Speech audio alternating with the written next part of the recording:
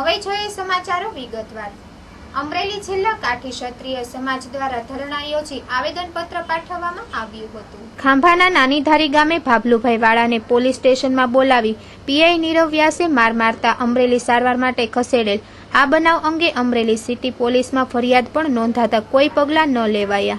તેથી કાઠી ક્ષત્રિય સમાજે આજે રાજમહેલ કમ્પાઉન્ડમાં ધરણા યોજી કલેક્ટરને આવેદનપત્ર પાઠવ્યું હતું।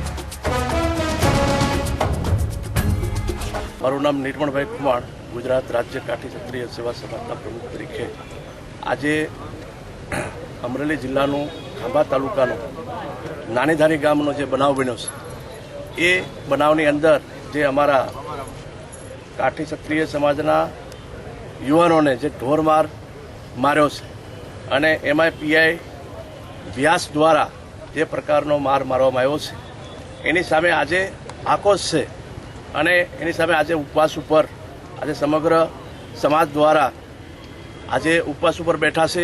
ઉપવાસ ઉપર બેઠા પછી આવેદનપત્ર પણ અમે માન્ય કલેક્ટર સાહેબને આપવાના છીએ। ત્યાર પછી અમરેલી નગરની અંદર મૌન રેલીનું પણ આયોજન છે અને જે તંત્ર અમને ખાતરી આપશે નગર અમારું જે ઉપવાસ આંદોલન છે એ ઉપવાસ આંદોલન અને બાકી જે કંઈ કાર્યક્રમો છે એ ચાલુ રહેશે। માનનીય, જ્યારે આ પ્રકારનો બનાવ બને છે, આ બનાવ ખરેખર આપણા જેમ કહેવાય કે એકબીજા બ્રાહ્મણ સમાજ કે ક્ષત્રિય સમાજ થઈને ઝઘડો કરે એના માટે નથી, પરંતુ આ બનાવ છે એ પોલીસ તંત્રમાં જે અમુક તત્વો, હું ખાસ શબ્દોનો એટલા માટે ઉપયોગ કરું છું, અમુક તત્વો એટલે પીઆઈ વ્યાસ જે છે એ પીઆઈ વ્યાસ ત્યાં ઊભા રહી અને બાકી અમારા નાનીધારી ગામની અંદર અમારા જે કુટુંબોના જે ઘર હતા એને પણ સળગાવવા માટે પહેર્યા એ અસામાજિક તત્વોને।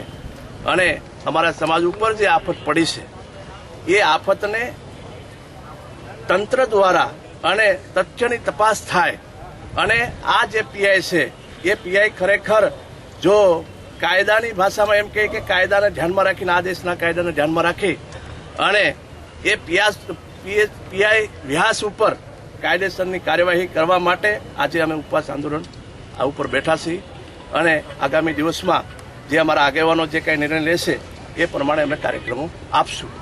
આજે માન્ય કલેક્ટર સાહેબને પણ અમે આવેદનપત્ર દેવા માટે અત્યારે જશું।